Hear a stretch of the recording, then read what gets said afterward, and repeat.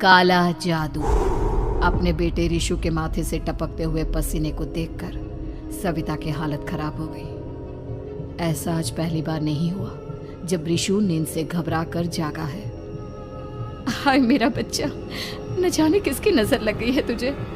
जब से मेरे बच्चे ने 10वीं के एग्जाम में स्कूल टॉप किया है तब से रोज बुरे बुरे सपने आने लगे हैं। हाँ माँ, मैंने आज फिर से एक काले साए को देखा। वो यहीं मेरी आंखों के सामने खड़ा था। माँ मुझे बचा लो माँ।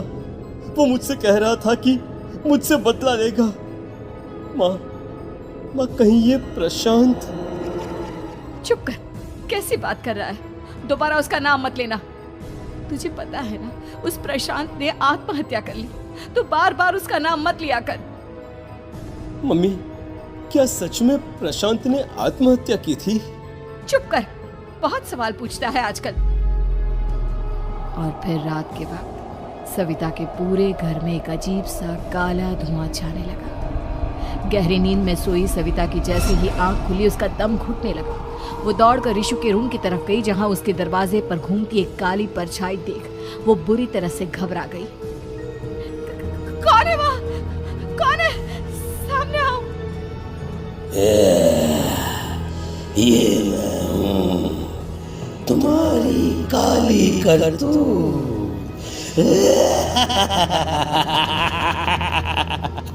और अब मैं तुम्हारे बेटे को ले जाने आया हूँ। नहीं, मेरे बच्चे को छोड़ दो प्लीज। मेरे रिशु को कुछ मत करना। वो परछाई रिशु के कमरे में घुस जाती है।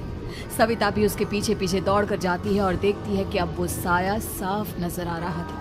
वो सर से पैर तक खून में सना हुआ था और उसके शरीर के सारे अंग कटे फटे हैं। क्या चाहिए तुम्हें? तुम जो बोलोगे मैं करूंगी, लेकिन मेरे रिशु को छोड़ दो। उस परछाई ने रिशु को गर्दन से पकड़कर दीवार के सहारे हवा में उछाल दिया। रिशु जोर जोर से चिल्लाने लगा। माँ बचाओ मुझे, बचा लो माँ, ये मुझे मार डालेगा। माँ मुझे बचा लो माँ। नहीं ऐसा मत करो, मुझे मार दो लेकिन मेरे बच्चे को छोड़ दो। मैं तुम्हारे आगे हाथ जोड़ती हूँ। वो परछाई रिशु को जमीन पर गिरा देती है और अचानक वहां से गायब हो जाती है। रिशु, मेरा बच्चा, तू ठीक तो है ना? कुछ बोल बेटा, क्या हुआ है तुझे? मैं ठीक हूँ माँ। क्या हुआ था यहाँ पर? कुछ नहीं बेटा, कुछ नहीं। तू परेशान मत हो। हम कल ही गांव के बाहर जो तांत्रिक महाराज रहते हैं उनके पास चलेंगे। ठीक है माँ, हम जल्द ही उनके पास चलेंगे। मुझे बहुत डर लग रहा है माँ। ये बार बार मुझे डरावने सपने आना, ये सब हमारे साथ क्यों हो रहा है माँ? अगले दिन सविता अपने बेटे रिशु को लेकर गांव के बाहर तांत्रिक के पास जाती है। जिस जगह पर तांत्रिक रहा करता था वो जगह बहुत डरावनी थी। चारों तरफ कंकाल और खूब भूतियां नजर आ रही थी। गांव से दूर वीराने में उस जगह पर जोर से आंधी चल रही थी। रिशु ने डर कर अपनी माँ का हाथ पकड़ लिया।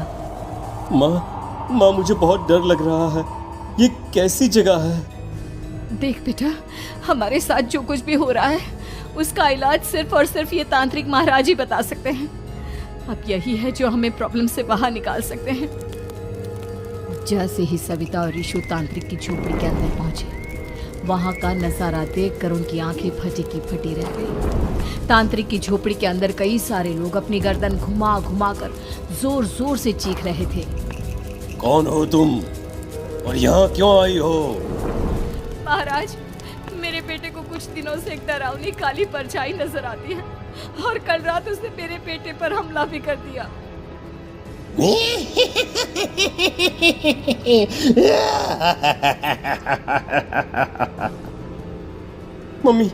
मम्मी हमें यहाँ से चलना चाहिए।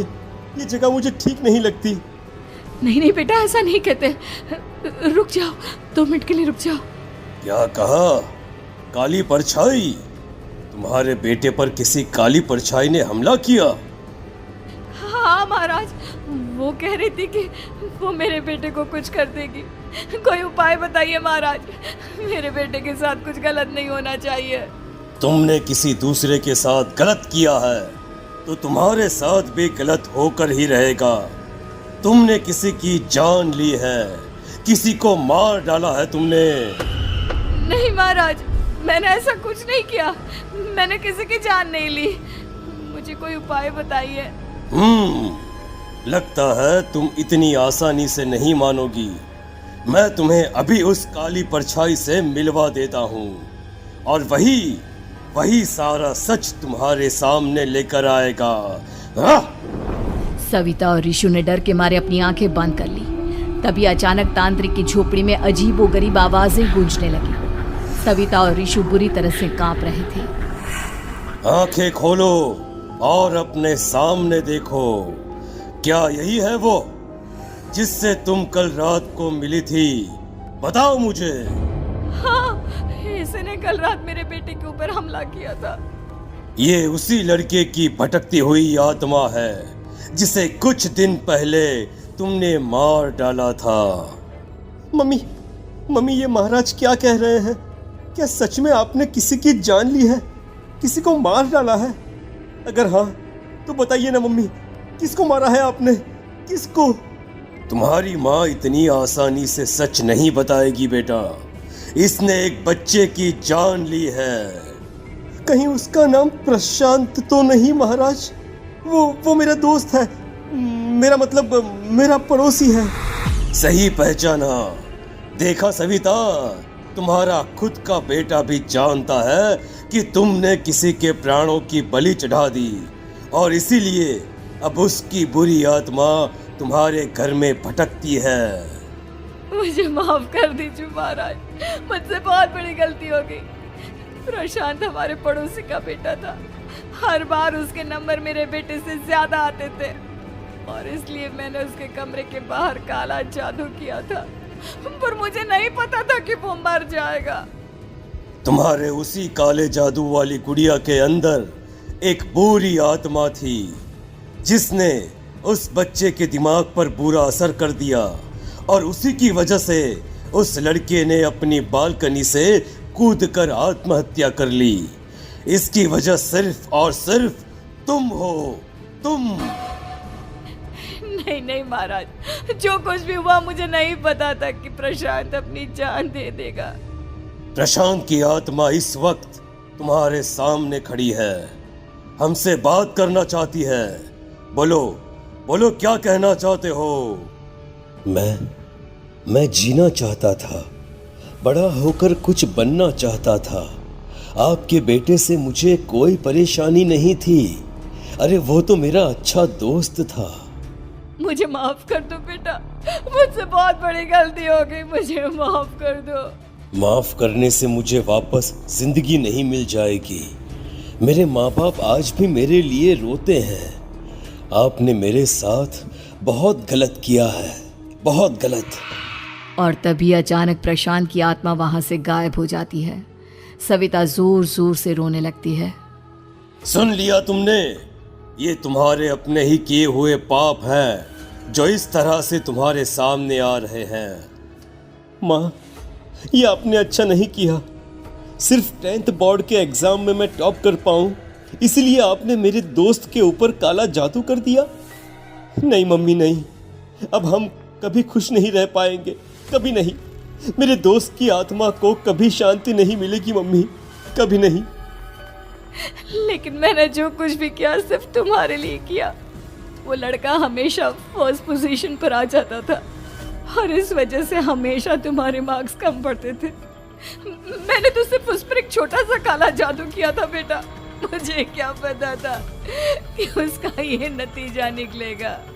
जिस गुड़िया को तुमने उस लड़के के कमरे के दरवाजे पर लगाया था, दरअसल उसके अंदर एक बुरी आत्मा का प्रवेश हो गया था, जैसा कि अक्सर काला जादू करते समय हो जाता है। मुझे अपनी गलती का एहसास हो गया है। मैं प्रायश्चित करना चाहती हूँ। आप बताइए मैं क्या करूँ? प्रशांत के घर जाकर उस काली गुड़िया को वहां से निकालकर यहाँ लेकर आओ। मैं उसे आग में जलाकर राख कर दूंगा और उसके बाद प्रशांत की आत्मा को हमेशा के लिए मुक्ति मिल जाएगी। अगली रात सविता चुपचाप अपने पड़ोसी प्रशांत के घर जाती है। प्रशांत के माँ बाप प्रशांत की मौत के बाद उस घर को छोड़कर हमेशा के लिए वहां से चले गए थे। जैसे ही सविता उस घर के अंदर कदम रखती है, उसका सामना अजीबोगरीब हैवानियत से भरी आवाज़ों से होने लगता है। ऐसा लग रहा था जैसे कोई बुरी तरह से चीख रहा हो। सविता जैसे ही प्रशांत के कमरे के बाहर पहुंचती है, वहां पर लटकी हुई गुड़िया के शरीर से खून टपकने लगता है। ये क्या हो रहा है? इस गुड़िया के शरीर से खून क्यों टपक रहा है? सविता हिम्मत करते हुए उस गुड़िया को वहां से उतारने की कोशिश करती है, लेकिन तभी अचानक से बहुत भयानक दिखने वाली औरत उसकी आंखों के सामने आकर खड़ी हो जाती है। मैं यहाँ से कहीं नहीं जाऊंगी, और अगर तूने मुझे यहाँ से हटाने की कोशिश की तो मार डालूंगी मैं तुझे। नहीं नहीं, मुझे तुम्हें यहाँ से ले जाना ही होगा, नहीं तो मेरा बेटा, उसकी जान को खतरा है। मैं तुम्हें नहीं छोड़ सकती। अगर तुम्हारे अंदर हिम्मत है तो मुझे इस घर से बाहर ले जाकर दिखाओ। और ऐसा कहकर वो औरत सविता के ऊपर हमला कर देती है और उसे हवा में उछाल उछाल कर जमीन पर पटकती है। लेकिन तभी अचानक मौका देखकर सविता अपने हाथ में ली हुई सुई उसके हाथ में चुभो देती है। हाथ में सुई लगते ही वो औरत जमीन पर तड़पने लगती है। ये क्या किया तूने? ये क्या कर दिया? तुझे ऐसा नहीं करना चाहिए था। तांत्रिक ने मुझे कहा था कि तुझसे जीतने का सिर्फ यही एक तरीका है जिससे मैं अपने पापों का प्रायश्चित कर सकती हूँ और अपने बेटे की जान बचा सकती हूँ। और उसके बाद वो डरावनी दिखने वाली औरत एक छोटी सी जादुई गुड़िया में तब्दील हो गई और सविता ने उसे ले जाकर तांत्रिक को दे दिया। तांत्रिक ने जादुई गुड़िया को आग के हवाले कर दिया।